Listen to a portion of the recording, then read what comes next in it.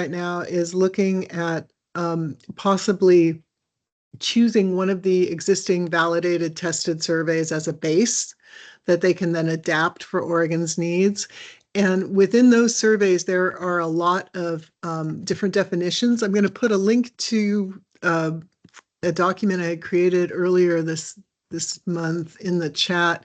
And this has, it's by survey, which how they describe the number and type of incidents. So each of the way that it's set up is the first table there. A is what is required. That's the question in the legislation. And then the CCSVS is, I think, one of the better surveys, but there's still some stuff that's problematic. If you open that up, for example, the first question says, since the beginning of the academic year, has anyone done any of the following to you? And you'll notice that what they're doing then is giving a descriptive definition of sexual harassment, right, voyeurism, and exhibitionism, all within one question, that's problematic, right? Because those are three different things. sure.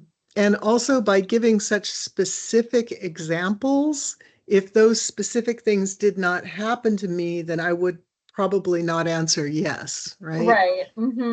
So if someone maybe didn't watch or take photos of me without my consent, but, or maybe I didn't know that they did, or maybe, yeah, there could be a lot of reasons why I might not understand, for example, what sexual advances means. But I think this is a good starting place. And then the next one, right, where they're talking about sexual contact, I think they're doing a pretty good job of describing coercion and lack of consent. And then they do a fairly good job of sexual contact. And then they keep going. So it's kind of mixed, but Okay. I think, yeah, but those are all the definitions that all of the surveys are using within that document. Okay. So this is the survey, this is from the survey that we're gonna adapt. These are sample questions from that one. This particular document has them from all of the ones that could potentially be adapted. So so like page 13 has the NSHG. So yeah, and we just got, while I was out sick, we got access to another survey called the ARC3, and I'll be doing the same thing. I'll be putting its definitions within that document too. So those will be there. So that would be a starting place. I guess what I'm saying is that's a starting place for you.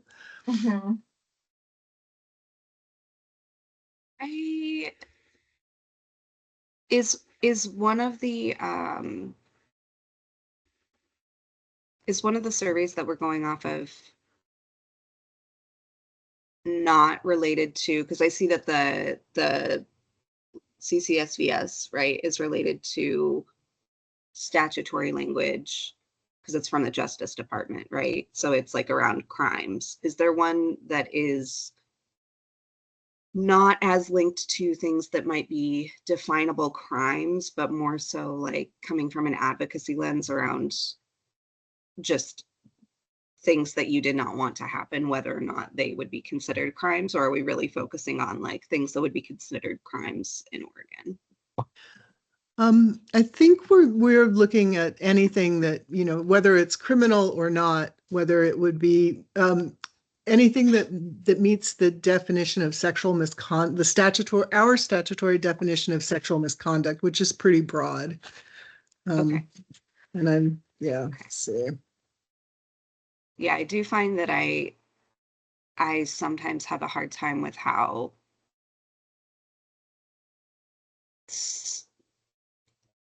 I want to say this kindly because I'm being recorded, but I do sometimes disagree with how things are worded that are coming out of justice departments. Sometimes they just don't have maybe the framework behind them that we have an advocacy around, survivor determined or survivor centered. And so I would love to I would love to work on the language a little bit for sure, That's great. which I guess is why we're here. Yeah. I guess the statutory definition of sexual misconduct, so we've got that definition, means an incident of sexual harassment, sexual violence, intimate partner violence, domestic violence, sexual exploitation, stalking, harassment, or violence based on sexual orientation or gender identity or expression, or other gender-based harassment or violence. So that's very, very broad, can certainly be survivor identified. But I think that the challenge is identifying what those things mean in a way that is useful to the colleges and universities, recognizing that they're currently operating under 2 and possibly 3 definitions. So they have to use the federal definition of sexual harassment. They have to use the state definition of sexual harassment, which is statutory, that's in a different law. And then they may also be looking at the criminal definitions. Sexual harassment, as far as I know, Katie can correct me, isn't usually criminal, but Well, things that, there is a crime called sexual harassment, but okay, it's unwanted touching of an intimate part, okay, for the purpose of harassment. okay. And then So, there's sex abuse. Or like verbal. There won't be anything that would be criminal for like I don't want to say that. We don't have a verbal sexual harassment crime. Certainly some types of behavior could rise to the level of criminal if it's coercive, because there's a crime called coercion. But yeah, I mean, just sort of broad strokes, we don't have like a verbal sexual harassment crime, but we do have some crimes that could encompass sexual harassment behavior in the criminal code. Yeah. okay. So is that kind of analogous to the way that we deal with domestic violence or intimate partner violence, where we say, if it happens within this context, this kind of crime is domestic abuse or whatever. But we don't have something that says, if it happens within this context, this is sexual harassment. Right. So, We yeah. don't. No, we don't. Okay. Yeah, domestic violence has its own statutory definition also for criminal code and civil.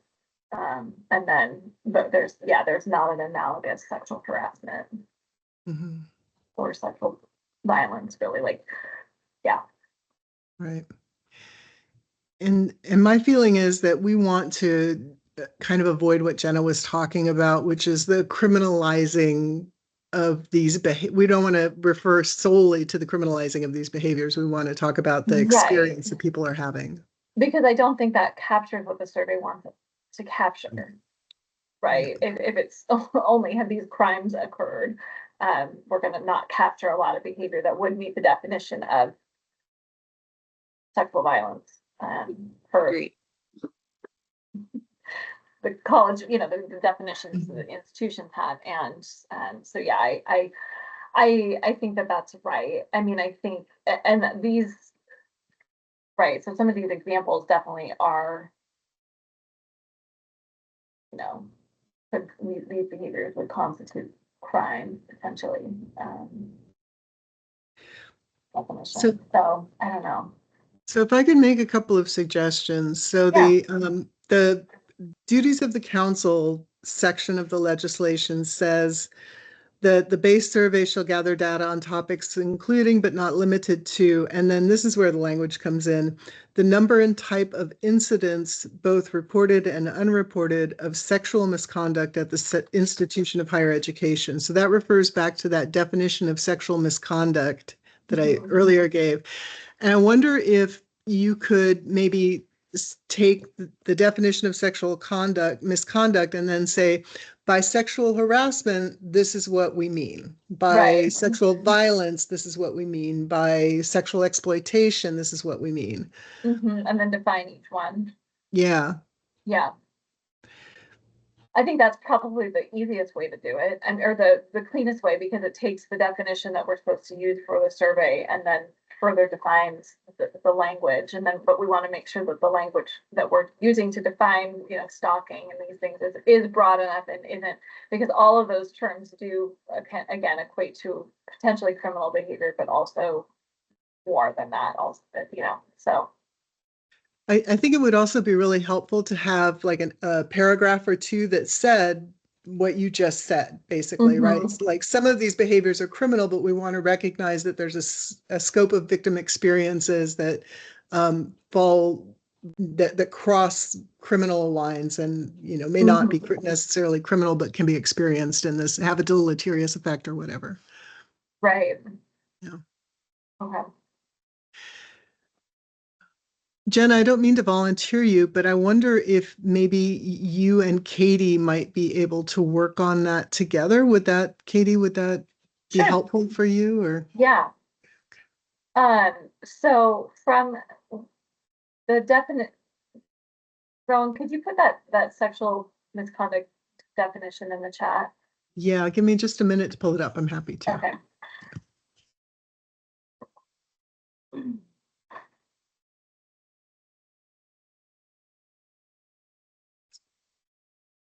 I say that and then my computer isn't working. Yeah, always, right? Okay, sorry. No worries.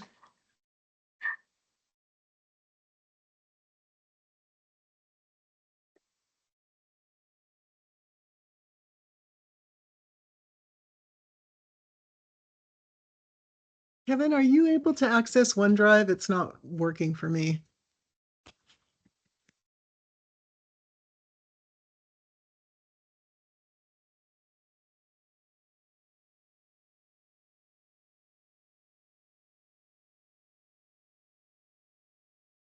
Okay, here we go. I'm getting online and pulling it this way.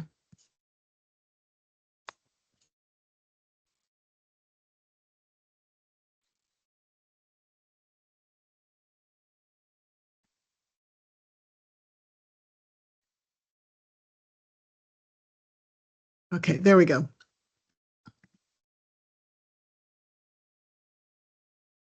And this is where the legislation is online. It's Okay.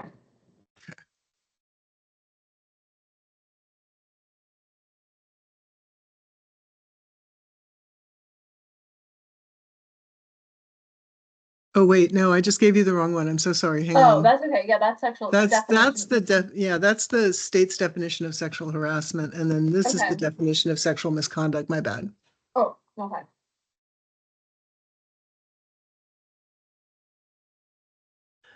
And just to be clear, our definition of sexual harassment as a state is much broader than the federal definition.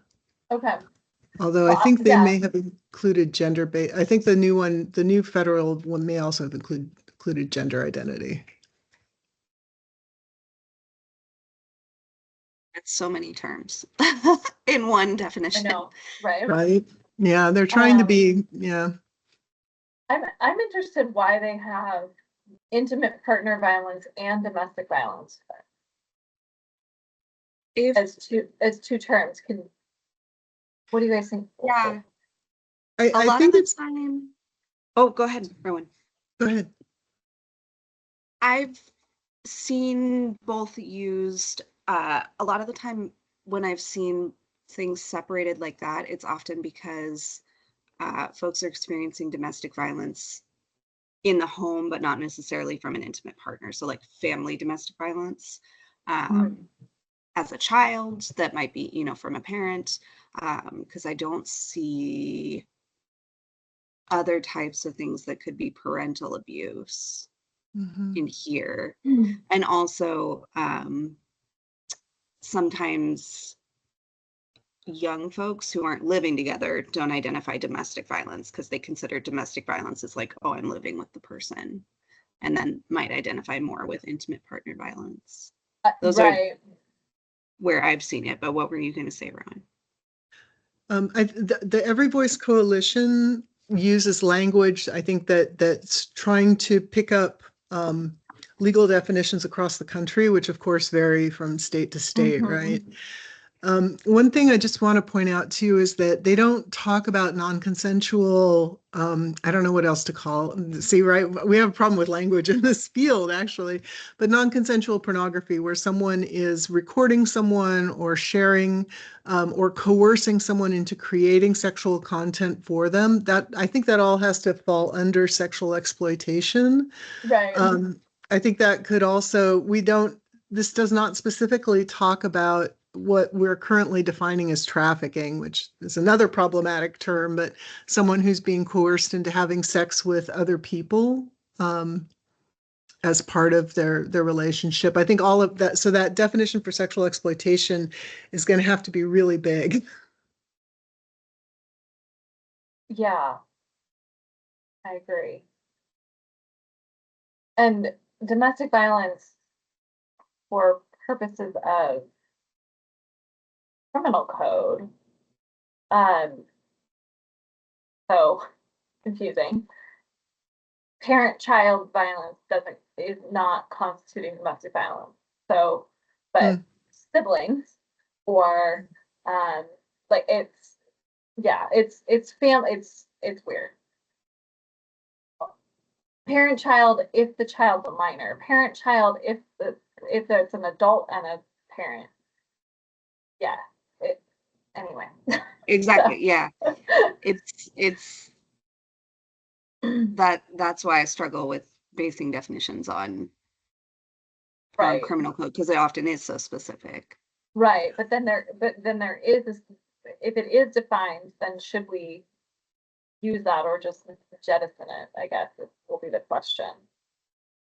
I mean, so like the ORS defines domestic violence as abuse between family or household members. Family or household members means spouses, former spouses, adults related by blood or marriage, persons cohabiting together, persons who have cohabited together, who've been involved in a sexually intimate relationship, unmarried parents of a minor child.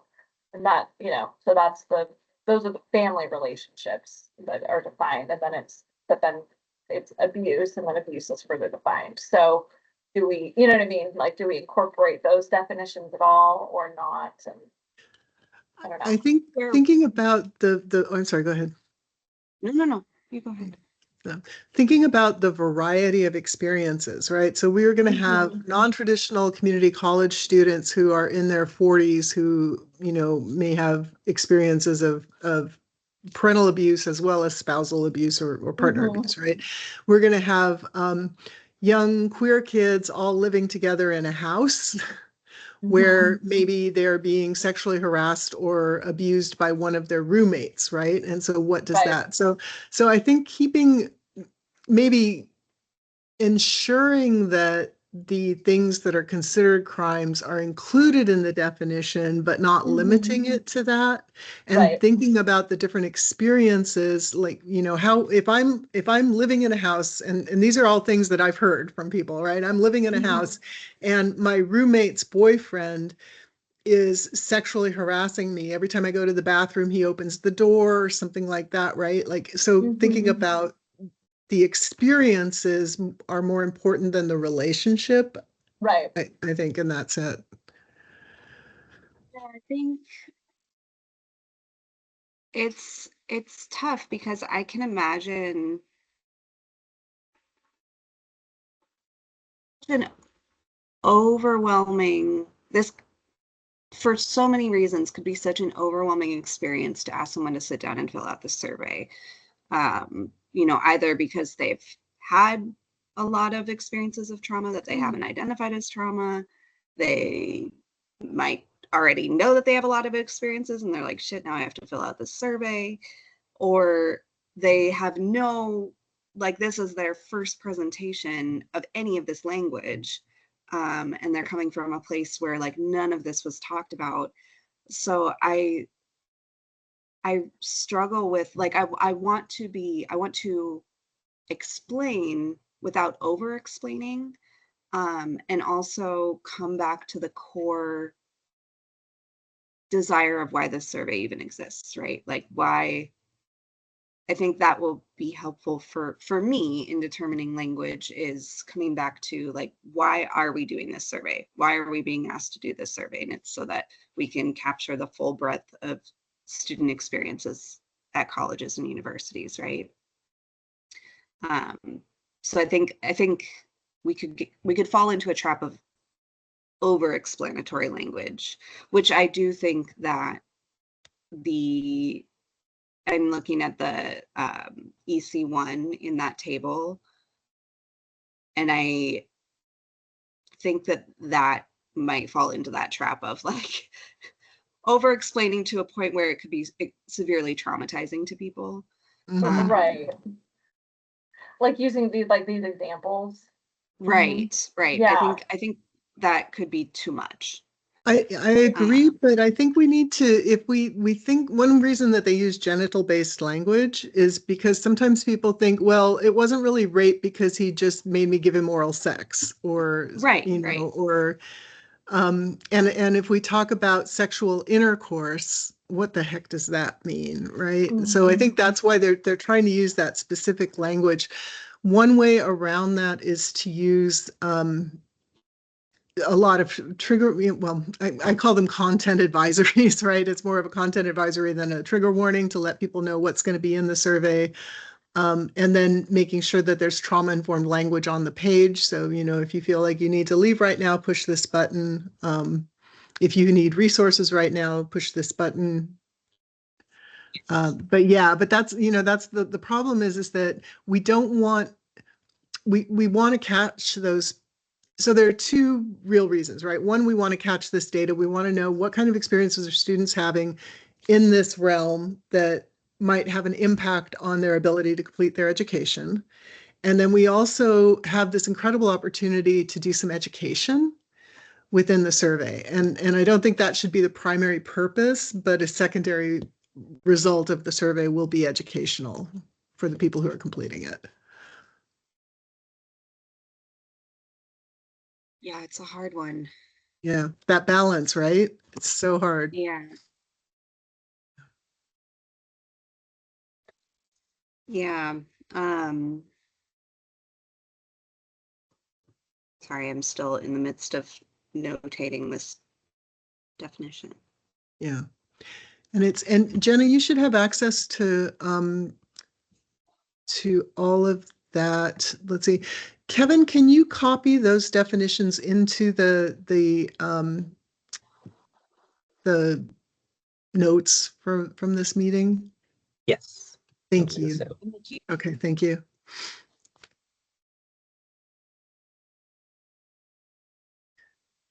I'll be right back. Yeah, of course.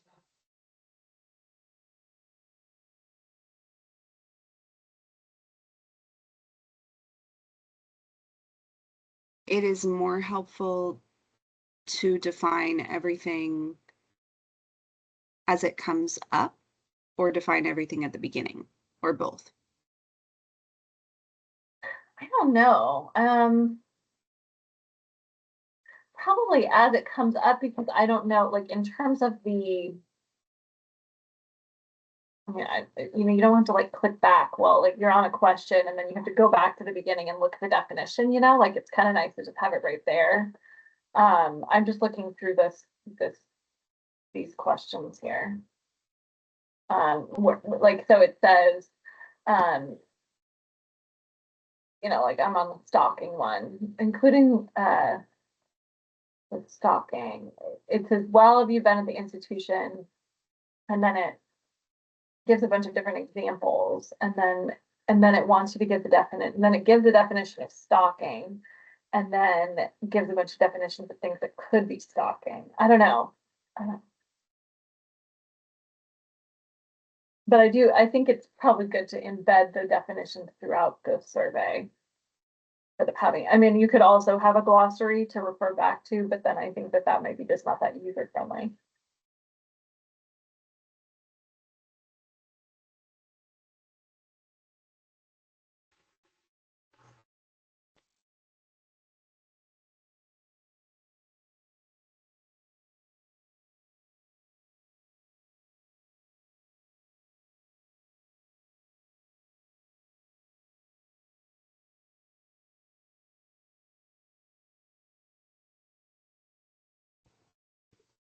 So the definitions that I have from this sexual misconduct, that we need to essentially come up with. I mean, sexual harassment does have a definition already. I don't know if that's the one we want to use or tweak, but that one is the statutory definition. But then there's sexual violence needs to be defined. Intimate partner violence needs to be defined. Domestic violence needs to be defined.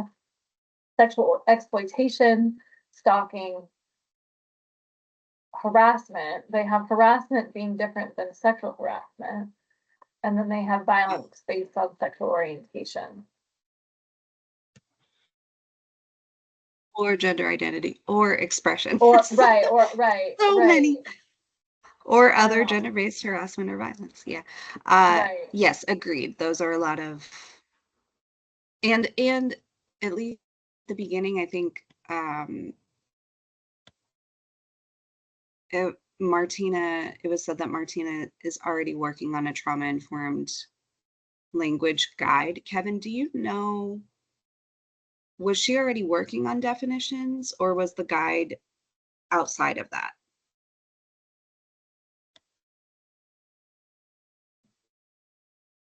Yeah, I don't know that she was working on definitions. I think she was specifically looking at the trauma-informed language, just kind of as a whole. Okay, great.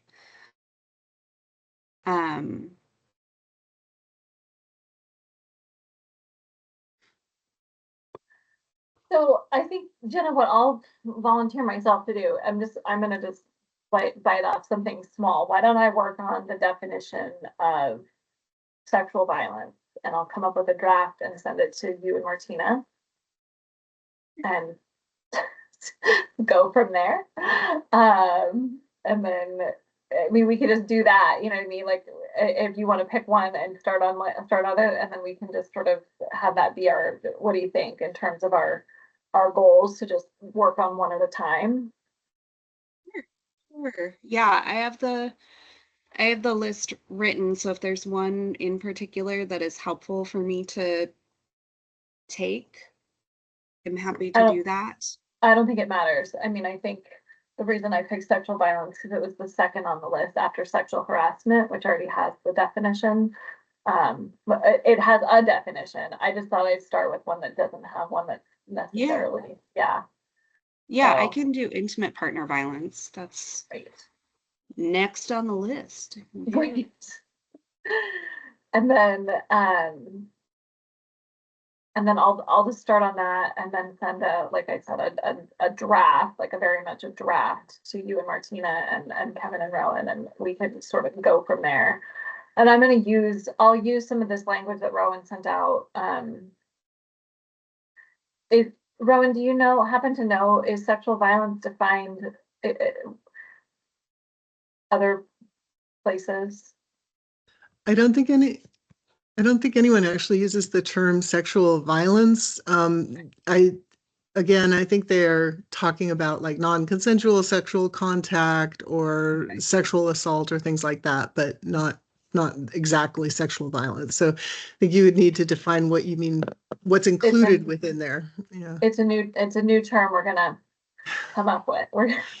Love that. I love that when the laws do that, when they create some We new have it on our term. website. Let me see real quick if we have it defined. Okay. Yep. What is sexual violence? Let me put that here. Okay. And that's from the OPATS. To be fair, our website needs an update, so I don't know what this is going to say, but I'm going to paste the link in there.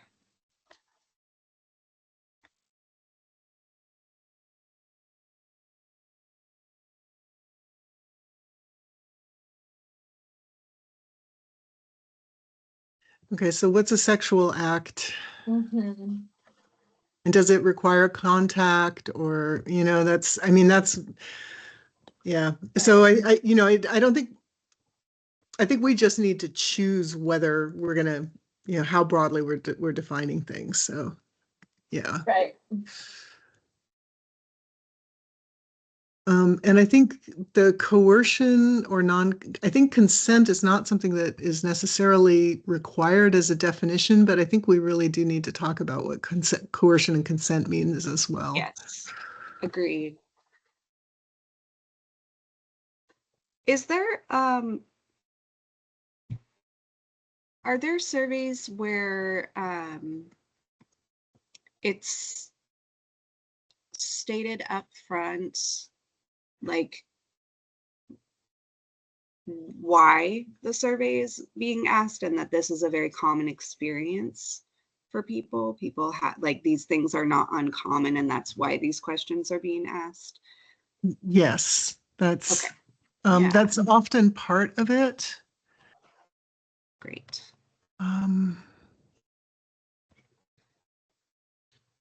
I will try to find you one that actually has that language.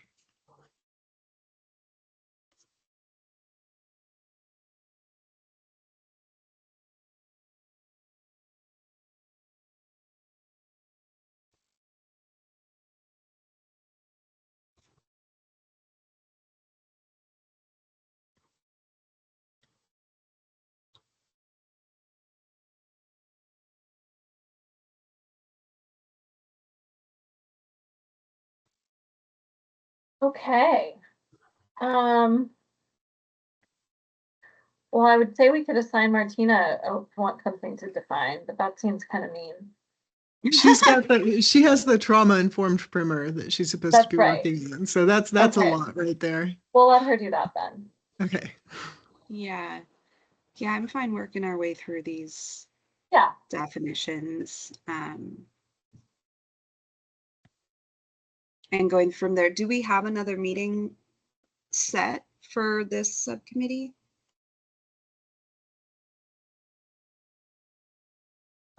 No, there's not one. You all get to set it. Okay. Do we want to do that, Katie, today, or do we want to check in with Martina? Let's set. We should probably set one and then hope it works for her. Maybe. Yeah, we can always change it if we need to. Yeah.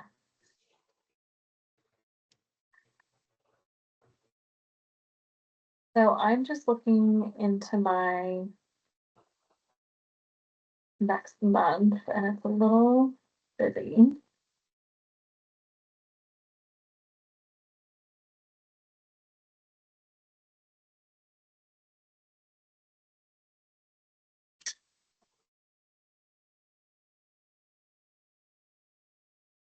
What about the week of October 7th through 11th? Jenna, what works for you in there?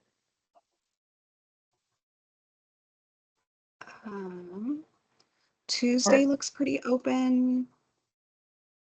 Wednesday is open after around 12:30. Oh, I can do 9 in the morning. I am not a morning person. I can do 9 in the morning pretty much any day. I usually start work at 10. But on Tuesday, on Wednesday, Thursday, I am busy that full day. So Tuesday and Wednesday would probably be the easiest days for me, but I could do Monday or Friday if needed. Okay. Rowan and Kevin, how did Tuesday or Wednesday look for both of you? We can October be 8th or 9th. Yeah, we can be very flexible, I think. Or I can be, sorry, speaking for you. Wednesday's wide open for me. Kevin, I don't know how that is for you. What about Wednesday? What about Wednesday at 11, October 9th? I have a 10 a.m. meeting, standing 10 a.m. meeting, but I could do 11. Or you said after 12:30, didn't you? I just have meetings from 10 to 12:30, so I could do before 10 or I could do after 12:30. What about 9 on, I know 9 is, don't love that. What would 9 on the 9th be okay? Okay. Yeah. All right. So October 9th at 9. Yeah. And then we'll hope that works for Martina as well. And then that'll put us before because we have another large meeting next week, right? And then our next meeting is on the 24th. Right.